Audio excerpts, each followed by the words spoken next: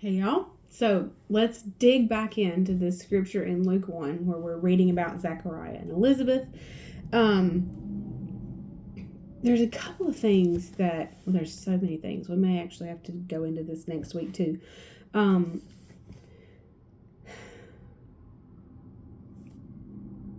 So clearly, Zachariah and Elizabeth did not have a child when they were young, which would have been when they made the petition. So they petitioned the Lord for a child, but they never had a child. And so now they're well advanced in years.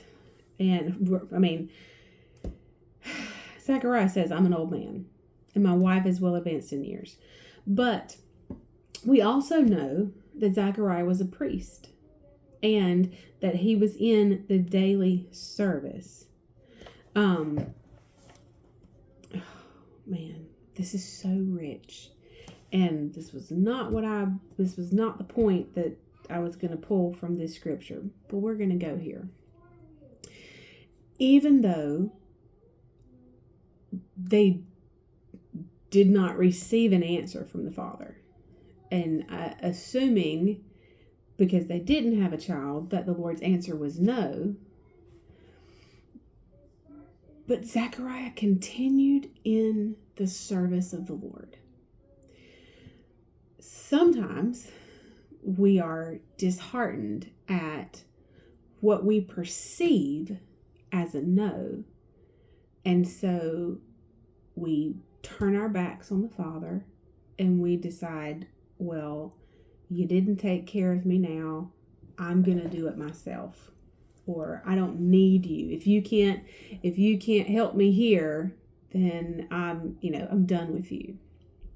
But Zechariah and Elizabeth didn't do that. They continued in the service of the Lord. And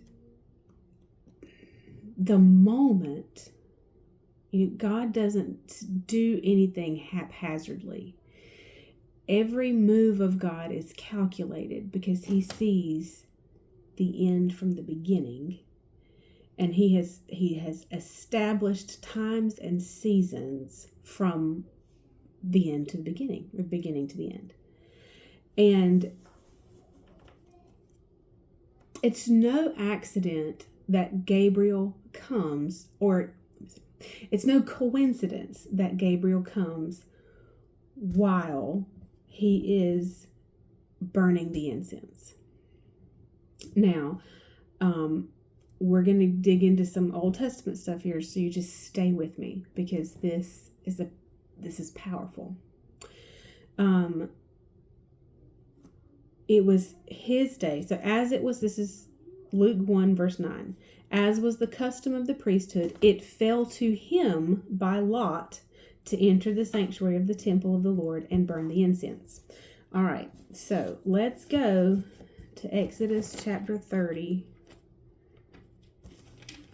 verse 7.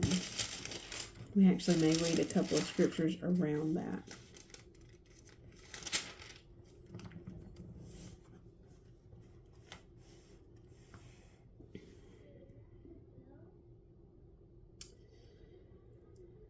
Verse 7, and Aaron shall burn on it incense. This is on the altar.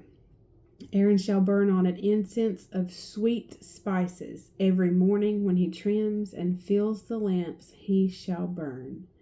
And when Aaron lights the lamps in the evenings, he shall burn it. A perpetual incense before the Lord throughout your generations. And Psalm 141:2.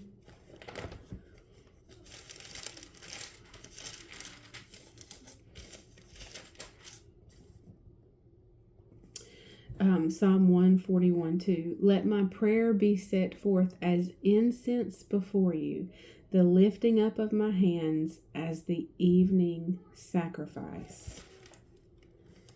So this incense and this burning of the incense on the altar was an act of worship.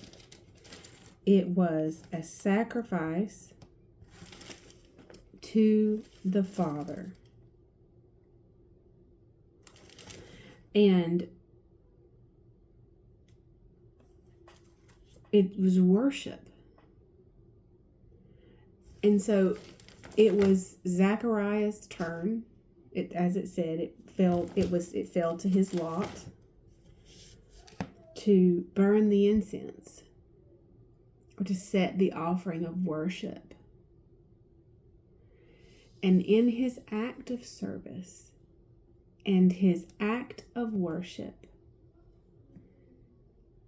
a miracle happens. Gabriel comes and says, your petition has been heard. You're going to have a son.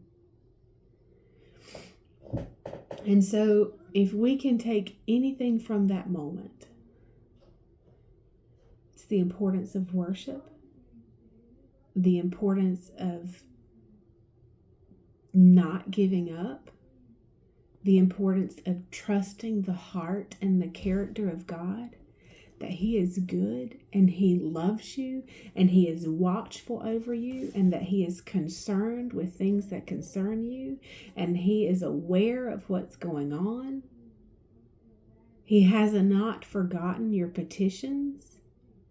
And if you're new to all of this, if you're new to the Lord and you're like, well, I haven't made it, make your petitions. Make them known to your Father, the good Father. And so in His service of worship, remember the incense burning was worship. The miracle comes. We have to stay in a posture of worship. And I love that about Zechariah and Elizabeth. It says they were righteous in the sight of God. They walked blameless in all the commandments and requirements. They didn't take that perceived no as an opportunity to just walk away. They knew God. And they knew He was worthy of their lives, even though they had not seen the answer to their petition. But the answer came. Not one time did He fail in this book. Not one time has the sun failed to come up of a morning, or the planets stopped in their orbit. And if His word is strong enough to hold it all together, then it is strong enough to handle what you've got going on in your life. And it's strong enough for you to trust with what you're scared to trust Him with. And it's safe enough and strong enough and secure enough for you to release the weight of your cares and worry. He will not fail. That's why we study Psalm 1, which says that I find my delight and desire in the law of the Lord, and on His precepts, teachings, and instructions I habitually ponder and study by day and by night. Because when I put that word in my heart, when I renew my mind to who He is and how He operates, then I'm encouraged to continue trusting. And for Zechariah and Elizabeth, the continued service and the continued trust brought forth John the Baptist, the forerunner of Jesus. Oh, I'm emotional. But what a reward for their faithfulness. Even though Zechariah, which we'll get to next week, was like, yeah, I don't know. But even God then was like, I'm not going to let you mess this up, Zechariah. You're going to be silent until this happens. And we'll get into that next week. But he's strong enough. His word is powerful enough to handle what you've got going on. He loves you. He's watchful over you.